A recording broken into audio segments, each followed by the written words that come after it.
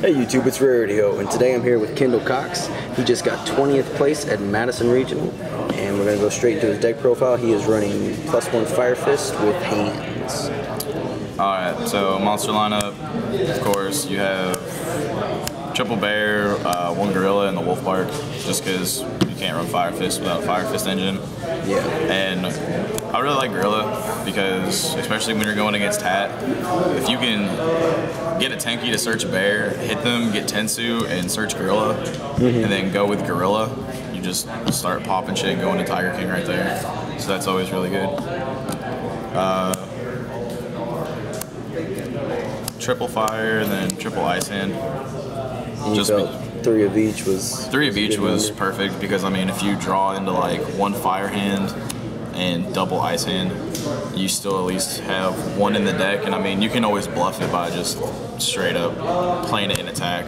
Yeah. Because most people aren't going to swing over it, they're going to wait for an answer to get around it just so their shit's not getting blown up. So I mean, even if you don't special it, you can still get the pop a card, which is pretty fucking broken. Yeah. And then 1 Thunder King, just because it shits on hat, because you can't add trap hole cards. It shits in the mirror match because Tanky is virtually useless. And then it's like mating 3 Blackhorn. So the same thing, Bujins as well. Oh yeah, you can't add that Yamato, and you can't use Yamato effect to end phase, which is really fucking good. 1 Dark Hole, because it shits on everything. Triple Upstart, it's like running a 37 card deck. Shut up. Hey. Triple Pot, just because it gives you that 1 out. I mean, granted, you can't special summon when you play it, but if you pot into like Bear and you have a Tenki, you don't really need to special summon. You just pop whatever it is and you swing over it. No, it's definitely a really good deck for that, because then like you can also go to T-King or hand too. So. And then of course the Fire Fist spells 3 Tanky, 1 Tensu. Just because it's pretty much mandatory. Yeah. And then the last ones were the Triple Lance, because like if someone goes to D-Prison your hand, you just lance it, you're going to crash with it anyway, which is what you want. You're going to pop a card, get the free special, then you're going to swing with a full powered one. Plus they've wasted a D-Prison on something that didn't even really work. And then Mind Control, it's Big Eye in the form of a spell card. Like you go in the mirror match, you fucking Mind Control a hand, and then play like Bear, or you go Wolf Bark, and overlay whatever you brought back with Wolf Bark in their hand, and make whatever you want, like Exciton 101, Abyss Dweller. Emerald's really good, so whichever one you want to do, it doesn't really matter. And then on to the traps, Triple Phoenix Chain, because Phoenix Chain shits on my Dolces. You don't play Breakthrough? No. I like Phoenix Chain more because you can break through it once, but if it's a once per turn effect, they're going to get it that next turn. Yeah. And since you can't banish Breakthrough unless it's your own turn, Phoenix Chain is just really good. Especially because, I mean, even if they wiretap it, let's put it this way, you're putting Phoenix Chain back in the deck, it's not going to be dead. Yeah. Double Dimensional Prison, just because it shits on hands, and if they're swinging at you with like 101 or anything like that, and you just can't get over it, you just banish the damn thing. No, that's a really strong card right now. Triple Wiretap, just because I thought about playing Trap Stun, but when I realized that if they play Solemn or Blackhorn, you can't Trap Stun that. But making someone pay 2,000 to shuffle it back in the deck to where you can potentially do it again later, it's just hilarious. So you like the triple didn't feel... The triple was really good because there was twice yesterday where I wiretapped a dude's Solemn Warning twice. So he ends up pretty much playing Judgment and nothing happens. Yeah. Double Blackhorn, because everything goes to the extra deck. And if, like, say you go against Bujins where they're pretty much just trying to play control and sit with Yamato and Kaiser on board, you can always side out a Blackhorn because, I mean, let's face it, if they're not going to the extra deck, you really don't need Blackhorn. That's why you have D-Prison, Phoenix Chains, and Wiretaps. Because, I mean, you're going to stop it. It just depends on how you do it and what they go into. And then, of course, the one of 1 Torrential, 1 Solemn, 1 Bottomless. Because, I mean, Torrential's just the card right now. Especially with, like, you're playing against Madolche, they go Palooza, overextend, you torrential their board, and they're fucked. Super like, that's just win you a game flat out on turn 2. And then, like I said, solemn and bottomless just because they're too strong. You basically run three summon negations, and then you just shit on everything else. So. All right, that wraps it up for the main deck. Moving on to the extra deck now. Extra deck, one black ship, just because, again, it shits on hands, because it doesn't destroy him, it just sends him to the graveyard, and then you burn him for 1,000. Fucking anti-luminescent knight, just because, like, MST, if they realize you're maining all these traps and you don't see this during the game, if they have any back row set, they MST, you just remove material and then you pop their own back row, so they're just negging themselves at that point. Did he put in some work yesterday? He put in a little bit of work, mostly with, like I said, with MSTs, just because there'd be times where I'd draw, like, say this is what I draw. And I'm just setting 5 because with that back row, I'm not worried about shit. So I set back row and get like Wolf Bark the next turn and I'm able to make him. They just start MST and shit and just start popping their own back row instead of worrying about mine. That's me, no, Andre. No, he didn't. It's like wiretap for spells if you think about it. It's pretty dope. Double 101, just because, let's face it, one of these is going to get Blackhorn.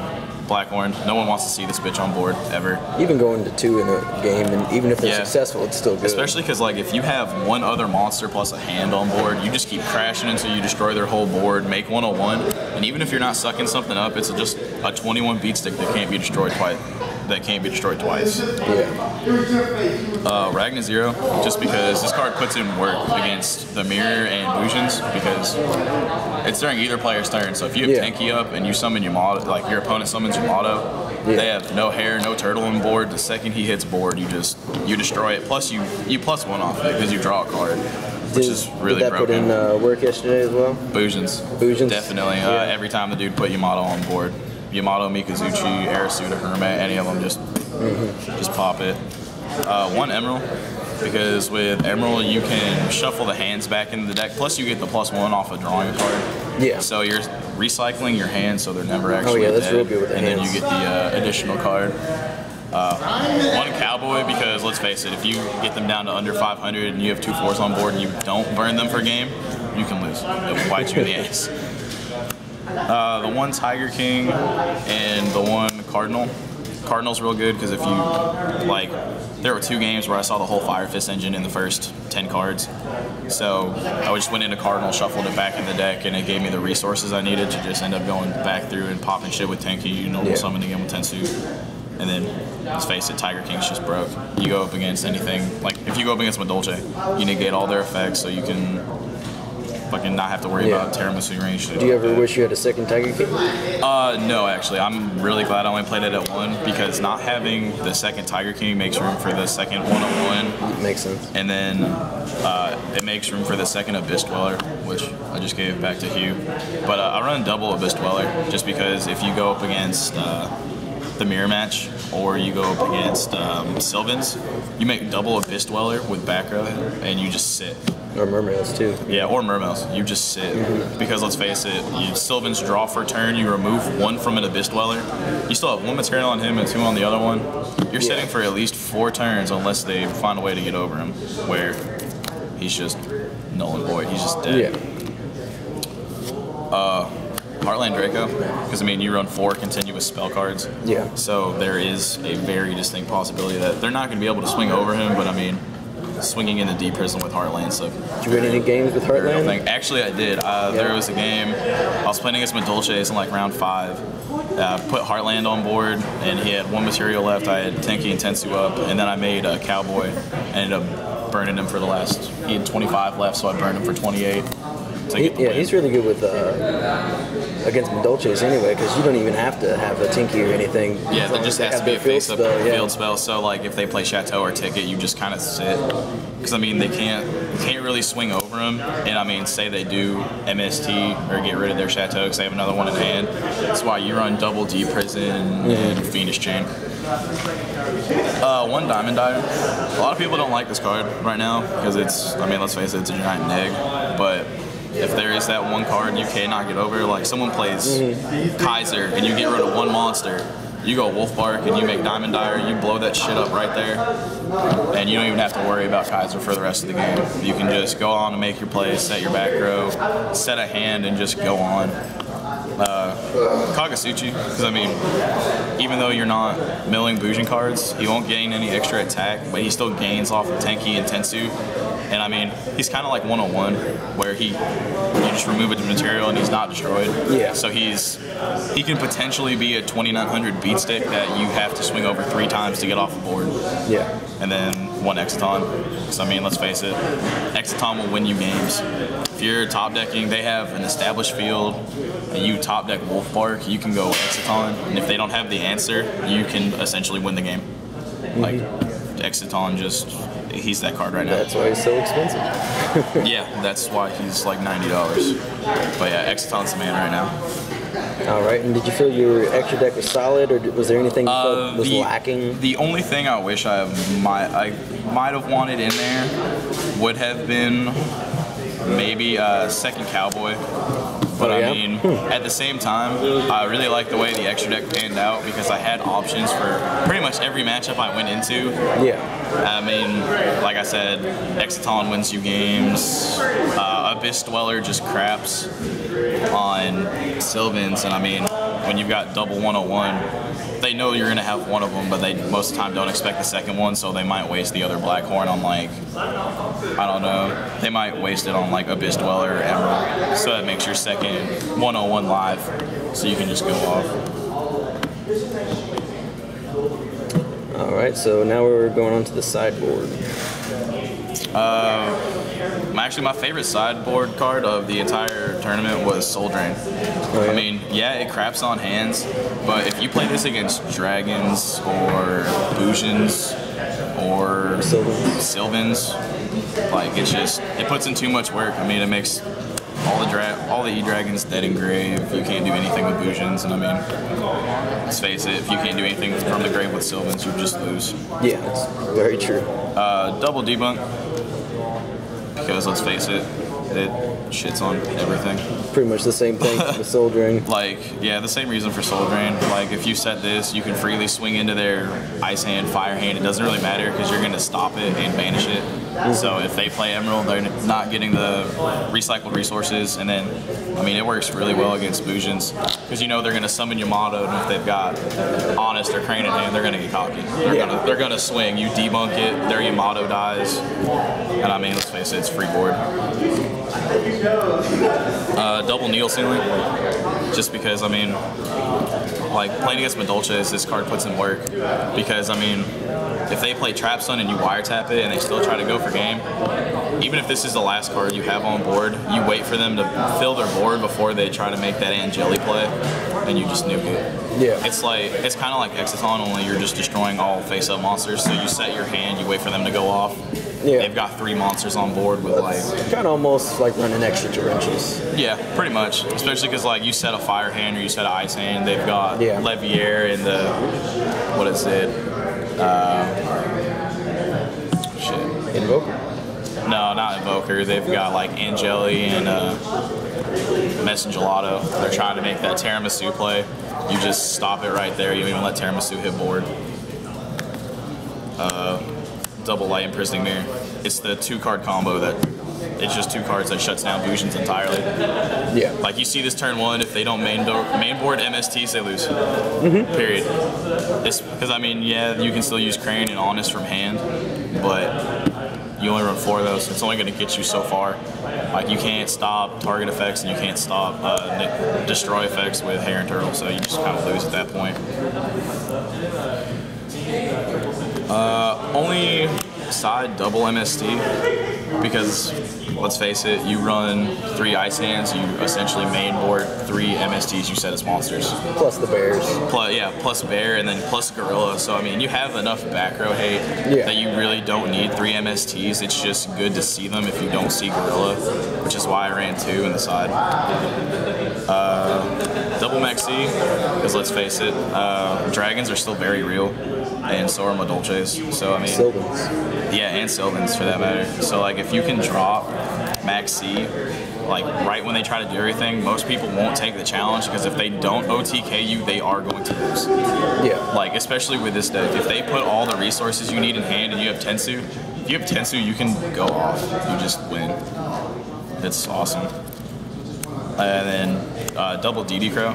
This card put in work against hands because like on destruction, once it hits grave, you just DD Crow it, you banish it, and since it doesn't exist in the grave, it doesn't get an effect. It's the same thing. It's the same thing with like Dragoons. If you pitch Dragoons for Teus and you DD Crow it, you don't get the effect. Do they don't get the pop or anything anymore either? Or do they still get the pop? Nope. You DD Crow it and it just pretty much, it's a null and void. You just swing over their shit and you get rid of it. That's awesome. And then double Nobleman.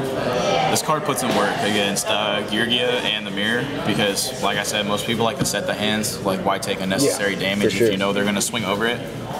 But you just run double Nobleman. Like, it gets rid of that. It gets rid of that armor or anything they have face down. It gets rid of the hands, and I mean, in desperate times, people are gonna set monsters. So if you don't have to swing into it, you can just banish it and swing for game. Oh, it's phenomenal. Probably Girgia is the best card. Yeah, this is the best card to side against Girgia, especially when you side two of them, because I mean, you're almost guaranteed to see at least one of them. Yeah. That and with, I mean, they go off, they swing into Fire Hand, you're just gonna start popping everything anyway. So I mean, it's always good. It's just another out to Girgia. All right. Well, your 2 losses, what were they against? My 2 losses were to what was it? Heradic E-Dragons, just because like it was one of those games I just bricked hands. I opened 2 fire hand, 1 ice hand, and no back row, and then he just exploded. He opened Gold Sark and just exploded on me. Wow. And then my second loss was to a Hat. Dude main deck Neospatian Grand Mole. It's a good card. Just kept popping all my monsters back to hand, and once he got an established board, just did that, start popping everything I summoned, and just start swinging for game. Yeah, no. But I mean, I like Grand Mole against hands for sure. Yeah, that's like the one time he really got me. He Grand Moled, what was it? He Grand Moled my Thunder King. Like he Grand Moled a Thunder King and a Fire Hand back-to-back turns. So it's like I have to waste a summon by playing these 2 back, but at the same time, not most people main board Grand Mole, so it's not really very true. It's not like the most relevant card you have to worry about. That's where you need to see those Deep Prisons. Yeah, that's why Deep Prison is so good. But if you lance Grand Mole, it doesn't matter if it's attacks 0 or not, because it doesn't go to damage calc. You just want to get the shit back to hand. But yeah, that's the whole profile. So. All right. Well, thanks a lot. This has been Kendall Cox, 20th place, Madison Regional. Good boy. Peace out.